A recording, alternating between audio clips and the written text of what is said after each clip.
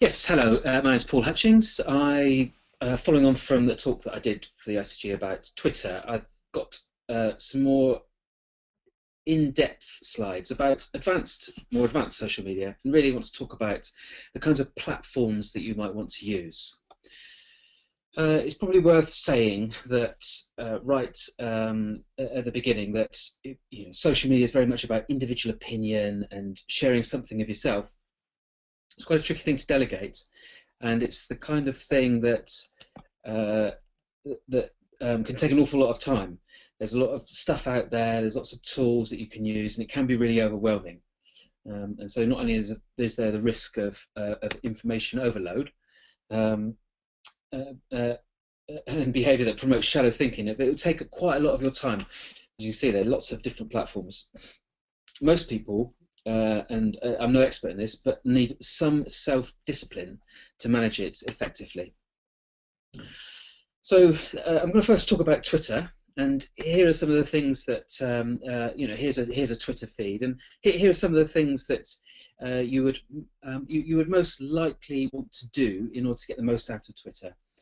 One thing that you may want to do in order to filter out a lot of the stuff that you're less interested in is to search for hashtags. And hashtags, as some of you will know, are a way of grouping conversations around a specific topic. And the MRS hashtag is one that has become a convention for topics around market research. So on here we've got people who've mentioned MRS, hashtag MRS in their tweets, so you can look down and see some of those.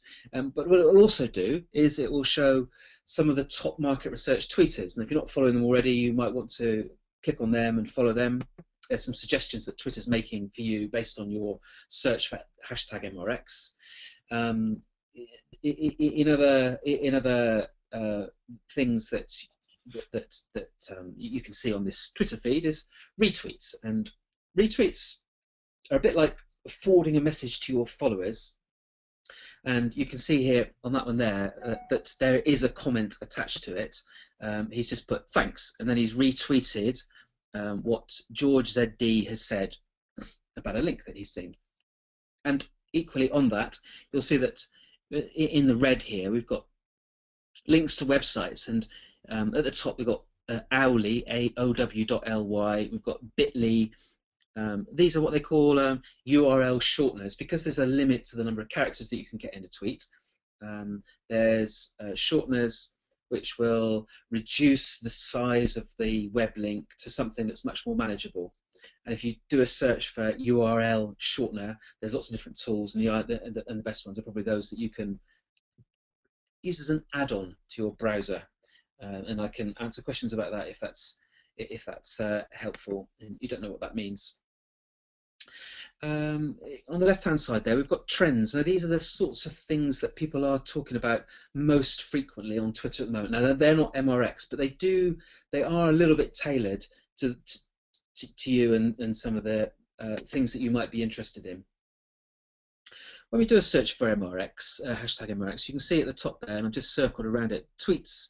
It says the top ones, all and people you follow. So there's a way of filtering there, and you can do more advanced searches with Twitter. But there are ways of looking at those that are most popular, and all would be in a date or time order, and then people you follow, just those people you follow, what they've been saying about MRX.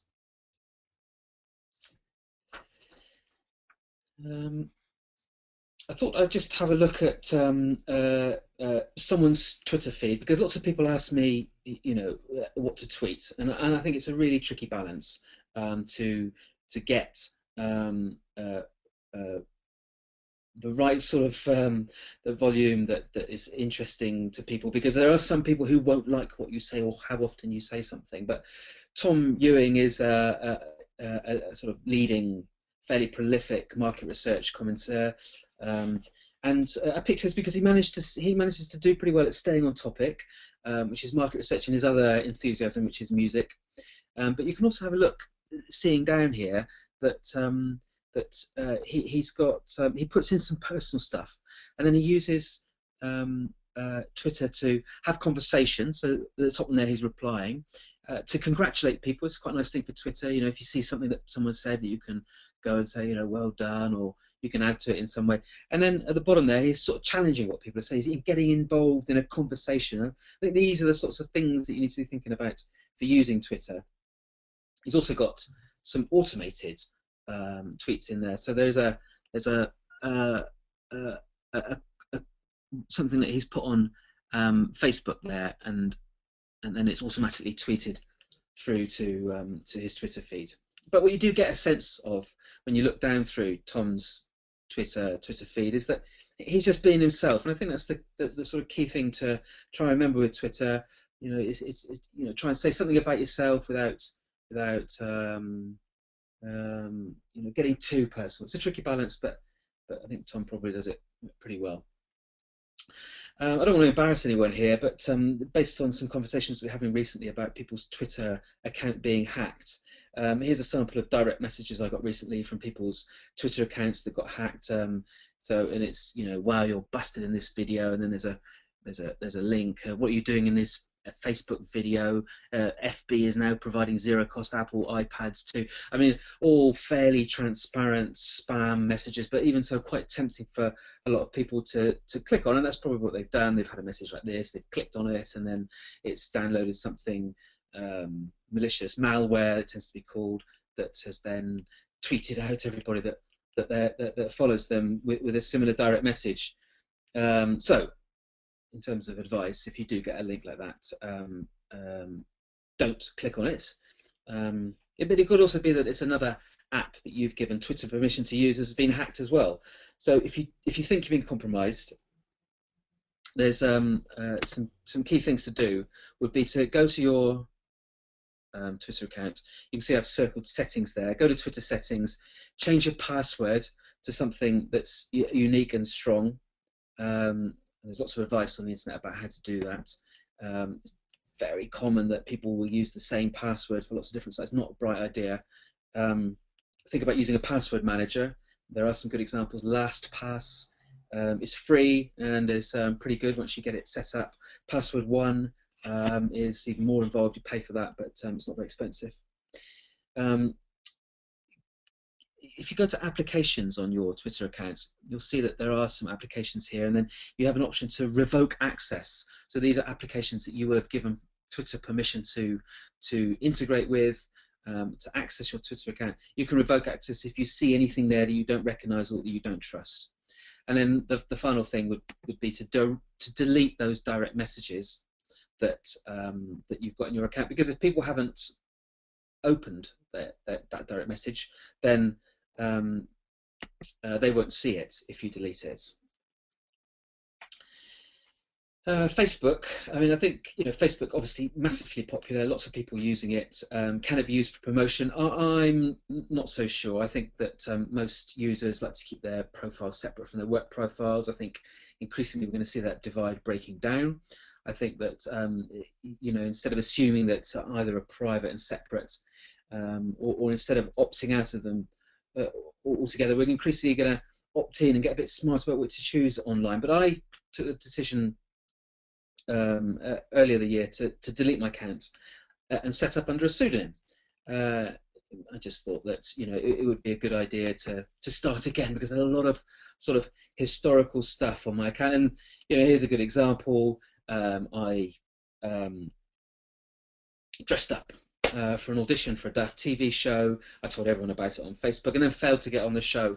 I had some photos. My failure was very open and transparent, and I just thought, I don't really want people seeing this either now or maybe in a few years in the future. So by deleting the account, it's not as easy as it could be, but you know, it's not that difficult. You can delete your account, and I think it goes back to this thing that I was talking about earlier. It's still, I think, with social media, we're all trying to find the balance between being authentic and at the same time presenting a professional appearance. I'm not sure that Facebook is the ideal forum for finding that balance. But one way of getting around this is that, you know, you can create a page, and then you can get your page liked. And it's quite likely that probably it's your friends and family that are going to be liking your Facebook page. But more and more we are seeing companies create pages that are about their site, and then this can clearly be much more professional. Now, it needs to be set up by an individual. That's likely to be you, so you do need a Facebook account, but you can protect your personal Facebook profile from your professional page, which would be about an organization. That maybe there's something there that you can say which is really just about business and a bit more interesting. No. So where Facebook is full of personal stuff and a lot of fluff, LinkedIn is very clearly a work-based social network. And I would say that, as with Twitter, you need to have a photo, you need to have a link to your website or the main online site that you want to drive people to. You need to keep it up to date, with your work history. And then, very powerful, you need to get at least some people to give you some credible testimonials to say how great you are. I've got a few links on mine, taking people back to various sites. And another way of ramping up your presence on LinkedIn is to take part in a LinkedIn group. I think that there are lots of groups out there with a lot of spam, a lot of rubbish. I think you need to hunt around for those that are pretty good. This one is pretty good. It's new MI. It's what it's called co-creating the future market. So it tends to be fairly well moderated. So a lot of the rubbish that you find on some sites are removed. It's got about 4,000 members. The level of debate is pretty high. Participation is quite strong, although it tends to be, as with most social networks, dominated by a small minority. But any question or answer you post here will automatically get posted to your LinkedIn profile, so your network can see it, as can other members of this group. So there's a way of, when you engage, of showcasing what you're doing, not just to those people on the group, but to those people on your LinkedIn network.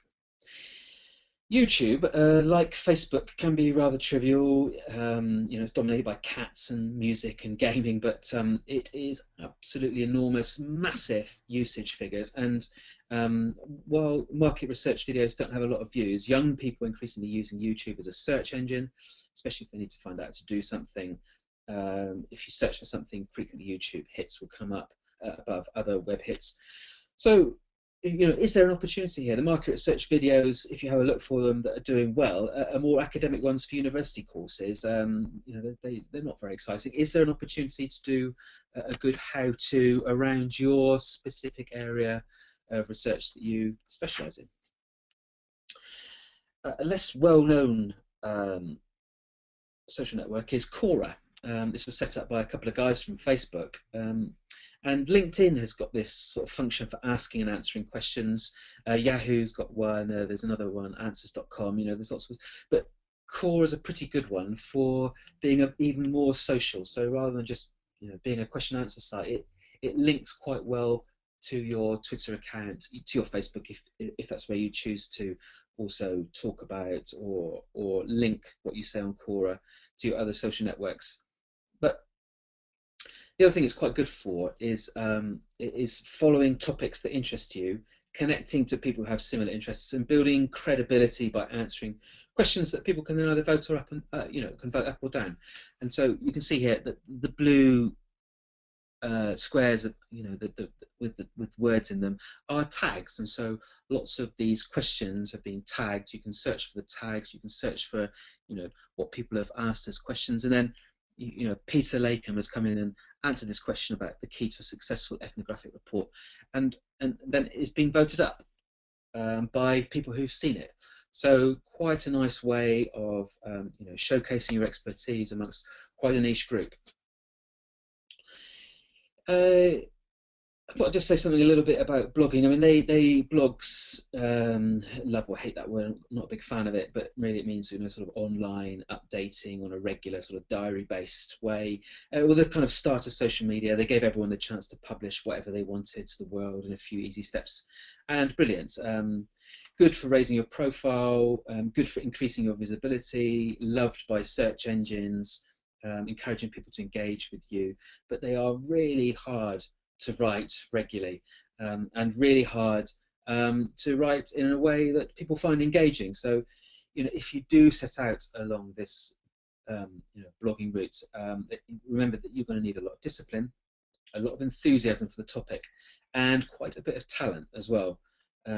One easier way of getting around this is to comment on other people's blogs and then link that back to your site or your Twitter account in some way.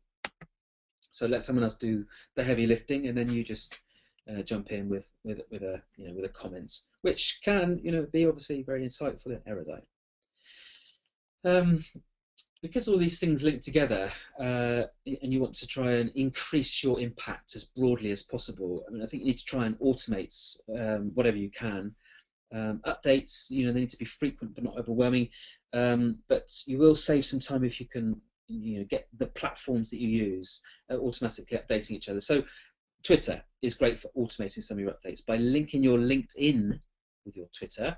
Anything you post on Twitter, and then add the hashtag in, just those 3 characters, to your tweet, will then automatically update your LinkedIn with the same tweet, because LinkedIn's also got that sort of micro-blogging update function within it. If you want to manage more than one social network, then there are some tools like TweetDeck that will bring them all together on one screen. So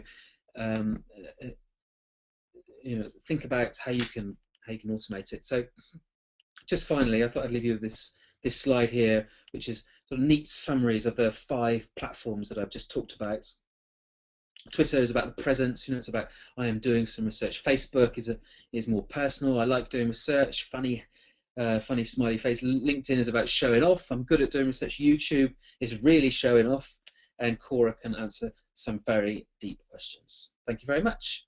Of course, if there's anything else that you'd like to, that you're interested in, feel free to follow me on Kindle Research, mention me or direct message me there, or you can send an email, find me on Facebook, or give us a call.